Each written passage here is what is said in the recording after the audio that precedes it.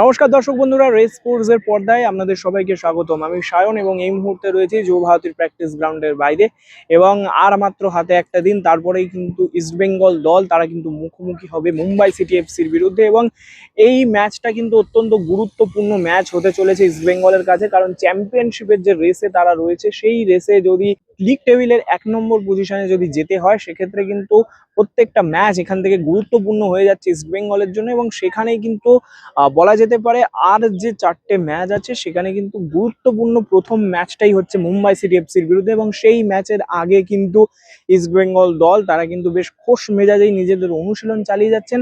অবশ্যই তারা কিন্তু আজকে অনুশীলন চালাচ্ছে এবং তারা কিন্তু আগামী দিন মুম্বাইয়ের উদ্দেশ্যে রওনা দেবেন। এবং ম্যাচটা যেহেতু অ্যাওয়ে ম্যাচ, সেই কারণেই ইস্টবেঙ্গল দল তারা কিন্তু যথেষ্ট একটা অনুশীলন ইন্টেন্সিভ অনুশীলন চালাচ্ছেন। এবং অবশ্যই এখনো যদি কোনো রকম কোনো নিজেদের মধ্যে কমিউনিকেশন গ্যাপ থেকে যাবে, সেই কারণে কিন্তু অস্কার ব্রুজো যেটা প্রত্যেকটা অনুশীলনের আগে করে থাকেন, অর্থাৎ নিজেদের মধ্যে কথোপকথন আলোচনার মাধ্যমে কোনো রকম ডাউট থাকলে সেই ডাউটগুলো ক্লিয়ার করার কথা ভাবেন। এবং যেটা সব থেকে বড় খবর আজকে, সেটা হচ্ছে অস্কার ব্রুজো তিনি কিন্তু আজকে অ্যানাউন্স করেই দিয়েছেন যে এই মৌসুম শেষে তিনি কিন্তু ইস্টবেঙ্গল ক্লাব ছাড়তে চলেছেন। তো সেক্ষেত্রে কিন্তু কোথাও গিয়ে খেলোয়াড়দের কাছেও এটা একটু হলেও মোটিভেশনাল হতে পারে যে হয়তো অন্য আর কিছু না, কোচের জন্য এই ম্যাচটা জেতার বা কোচের জন্য এই সিজনের টুর্নামেন্টটা ইস্টবেঙ্গল জিততে চাইছে। এবং আজকেও কিন্তু অনুশীলন দেখলাম, সেখানেও কিন্তু একই চিত্র ফুটে উঠলো। তবে হ্যাঁ, যে চোটের সমস্যার কথাটা আমরা জেনেছিলাম বা আমরা বলেছিলাম যে আনোয়ার আলী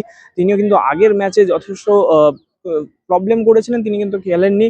এবং সেই আনোয়ার আলী তিনি কিন্তু আজকে অনুশীলন করলেন এবং তাকে দেখে কিন্তু বোঝাই যাচ্ছে যে তার যে চোটের সমস্যা ছিল, সেই চোট সমস্যা কাটিয়ে কিন্তু তিনি অনুশীলন শুরু করে দিয়েছেন। এবং অবশ্যই মিগুয়েল ফিগুয়েরের কথা বলতে হবে। মিগুয়েল তিনি এই ম্যাচে অর্থাৎ মুম্বাই সিটি এফসির বিরুদ্ধে মুম্বাই সিটি এফসির বিরুদ্ধে ম্যাচে তিনি থাকবেন কিনা সেটা এখনো শিওর নয়, কিন্তু তারপরেও তিনি কিন্তু দলের সাথে অনুশীলন চালিয়ে যাচ্ছেন। এবং তাকে নিয়ে ডিসিশন আসলেই তিনি কিন্তু টিমের সাথে ট্রাভেল করবেন, না হলে কিন্তু তিনি ট্রাভেল করবেন না।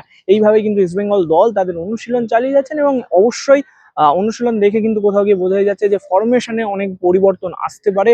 এবং স্টার্টিং 11 যে আছে, সেই স্টার্টিং 11-এও হয়তো কিছু কিছু পরিবর্তন করাতে পারেন অস্কার ব্রুজো। এবং সেই ধরনের পরিবর্তনগুলো নিয়ে তারা কিন্তু এই মুম্বাই সিটি এফসির বিরুদ্ধে ম্যাচ তারা কিন্তু জেতার জন্য অবশ্যই মরিয়া হয়ে উঠবে। কারণ এই ম্যাচ জিতলেই কিন্তু পরবর্তীকালে যে এই চ্যাম্পিয়নশিপের রেসটাতে ইস্টবেঙ্গল রয়েছে, সেই ইস্টবেঙ্গলের পথটা আরো ধীরে ধীরে ভালো হতে থাকবে, আরো পরিষ্কার হতে থাকবে এবং লিগ টেবিলে কিন্তু আরো ওপর দিকে যাওয়ার সুযোগ থাকবে ইস্টবেঙ্গল দলের কাছে।